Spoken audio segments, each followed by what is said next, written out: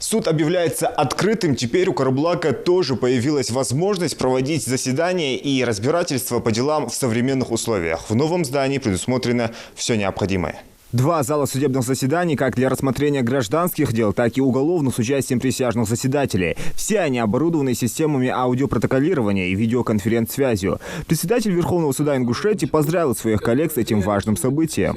Открытие здания Карабулакского районного суда – это знаковое событие как для судейского сообщества республики, для населения республики.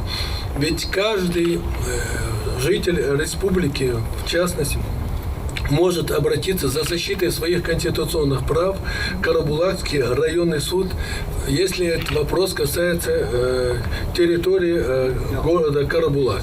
Строительство здания является ярким свидетельством того, что государство заботится о судебной системе Российской Федерации, который проходит значительные перемены в рамках судебной реформы.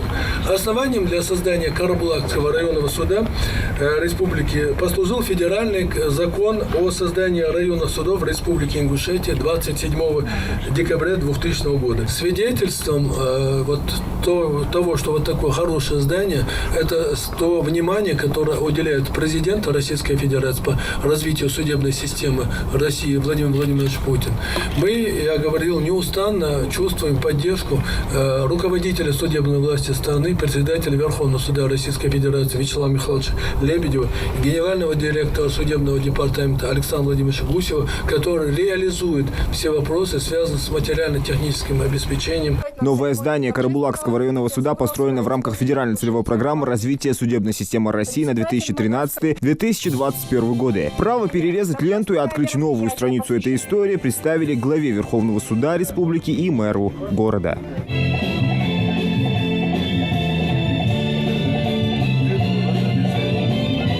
Для гостей проводят экскурсию по новому зданию. Здесь для процесса правосудия есть все. Приемные суда, два помещения для архивных дел, просторные кабинеты судей, работников его аппарата, а также свой конвойный блок. Вот они стулья должны быть прикреплены. А там прикрепленные. Потом место вот это. И сетка. Ни ключей, ни чьих предметов, ничего. Чтобы он не закрывает окошко там, заручники. Всего же здесь гражданские и уголовные дела рассматривают 6 судей. Фатима Аушева, к примеру, в этой системе около 20 лет. Раньше приходилось работать в старом здании суда, которое располагалось в совершенно неприспособленном для этого помещении. Эти условия, наверное, нельзя сравнить с нынешними, поскольку там их просто не было. Мы старались, как могли, в тех условиях помогать, служить своему народу. Мы на службе у государства, соответственно. Мы делали свою работу и все.